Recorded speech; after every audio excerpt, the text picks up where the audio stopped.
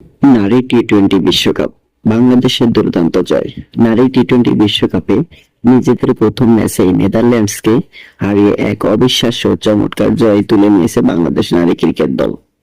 ডাচদের দেওয়া 140 রানের লক্ষ্য তাড়া করতে নেমে 5 বল হাতে রেখে 6 উইকেটের বড় জয় পায় লিগার সুলতানা জ্যোতির দল। আজ টসে জিতে প্রথম ব্যাটিং করার সিদ্ধান্ত নেয় নেদারল্যান্ডস। তবে টাইগ্রেসের বোলারদের নিয়ন্ত্রিত বোলিংয়ে নির্ধারিত 20 ওভারে 8 উইকেট হারিয়ে 139 রান সংগ্রহ করতে সক্ষম হয় তারা। ডাচদের পক্ষে সর্বোচ্চ 50 রান করেন ডিলিট। বাংলাদেশের হয়ে চমৎকার বোলিং নৈপুণ্য প্রদর্শন করেছেন মারুফা আক্তার এবং রাবেয়া খান। ডাচদের বড় সংগ্রহ করতে না দেওয়ার পেছনে মূল ভূমিকা ছিল এই বোলারদের, যেখানে মারুফা একাই তুলে নেন 2টি উইকেট। 140 রানের চ্যালেঞ্জিং লক্ষ্য করতে নেমে শুরু থেকে দুর্দান্ত ব্যাটিং করেছে বাংলাদেশ।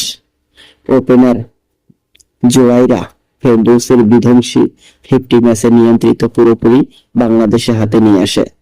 মাত্র 33 বলে 7টি 4 এবং 2টি ছক্কার সাহায্যে 50 রানে এক ঝড়ো ইনিংস খেলেন তিনি।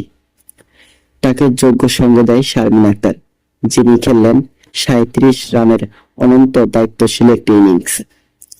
শেষ দিকে ম্যাচ কিছুটা রোমাঞ্চকর মোড় নিল স্বর্ণা আক্তারের 18 রান এবং ঋতু মল্লিকের দারুণ ফিনিশিং এ সহজে জয়ের বন্দরে পৌঁছে যায় বাংলাদেশ। আইরিশ জুনিংয়ে করা 19তম ওভারে প্রথম বলে দুর্দান্ত এক বাউন্ডারি হাঁকিয়ে দলের জয় নিশ্চিত